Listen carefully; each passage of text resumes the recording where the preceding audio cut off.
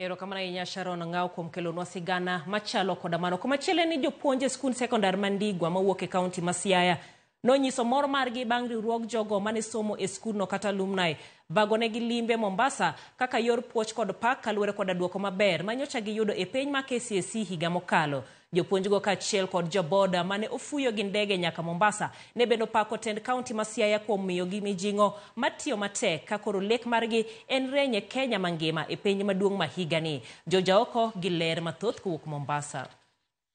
Ne en mor ne jopuonj kaachiel kod board mar sikund sekondar Mandikwa mawuok Rarieda e kaunti ma Siaya bang' chopo Mombasa kuma gichano timo limbe mar ndalo 4. En limbe mane ochan gi moko kuom jogo mayande somo e sikundno mane otiyo kanyakla gi tend kaunti ma Siaya mar neno ni gimiyo jopuonjgo mijing'o kaluwore gi duoko maber mar penj manyocha giyudo higa mokalo. Wabiro ka mondo wa celebrate the good result mane wayudo 2024 and to re-energize nikech bang' tich matek wadwaro dhi kamoro wayueyo waparo what next. So planning is also part of this visit. Kwa romo kama to wabet piny to waparore to wang'iyo kuma ne koth ogowa matin to improve and then wachak wamedo energy to do even better. Board mar sikundno motel ne kod Mikairo Sawandho ne okoni limbeno bende geto somo paro kuom jopuonj kaachiel kod sikunde mamoko mosebedo katimo maber e penj. 2023 Ndigwa noyudo number 2 e sub county mar Rarieda gi mean mar 7.00.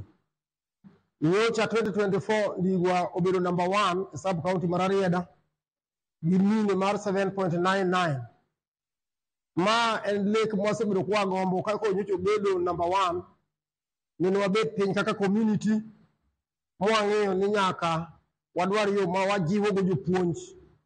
Japuonj kipako to nyaka oti matek to kiludhe ga yan gi weche moko manono to konyal chiyo matek kata gimidwaro kuome no konyal.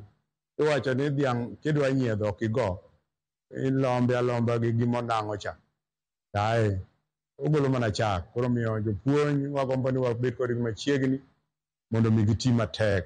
Sani challenges wan go mang'eny ng'en bedo namba 1 ok yot.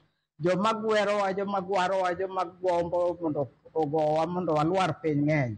Tang'eyo kaka wabiro Mombasa ka waikre kendo wadok wasingre ni gibiro temo to gibiro dial the wrong number. Wadwa mondo watem wa maintain the standard mwantieni.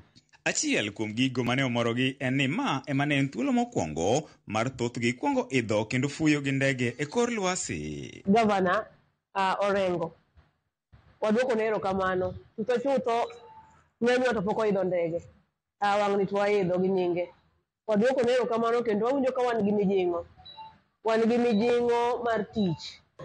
For the first time Ndigo secondary school staff obiro ka gi ndege kendo dok gi ndege courtesy of our governor. Kan gadiera ni bang' wuok ka jopuonj dhi mako class kane gimago lwetgi 2 gidhi mako lwetgi 4 ng'eche tich dhi tire kabisa.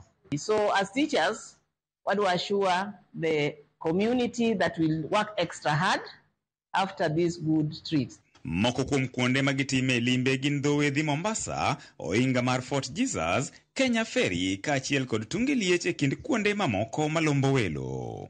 Moko mosedhi floating restaurant, beaches malaw kan kaji osedhi pirates, some of us planning wado maximize kata jomoko nyalo wacho ni they can go outside the wing gitigi their whatever they can get magirit kata Fort Jesus. Wadhi dikalo gi ferry malikoni cha winjo no duong' moingo ma Luanda Kotieno modwa dhi neno kabisa. Moro be winjo nitie Dubai, moro be Malindi koni yugo ni Dubai ma Kenya mano be wadhi ng'iyo kitambo waduog dala wuok tich Mombasa wang'e yote. George Aoko, Ramogi TV, Mombasa. Mano kanyere mor ma jopuonj Mandigwa obedo godo ka gichopo Mombasa. Komachielo ni jokunyo mula matinde kaunti ma Migori dwaro mondo piny owacho mamalo konygi yudo lesen mar kunyo mula. Ka giwacho ni gisebedo ka giyoro kwayo margi ne piny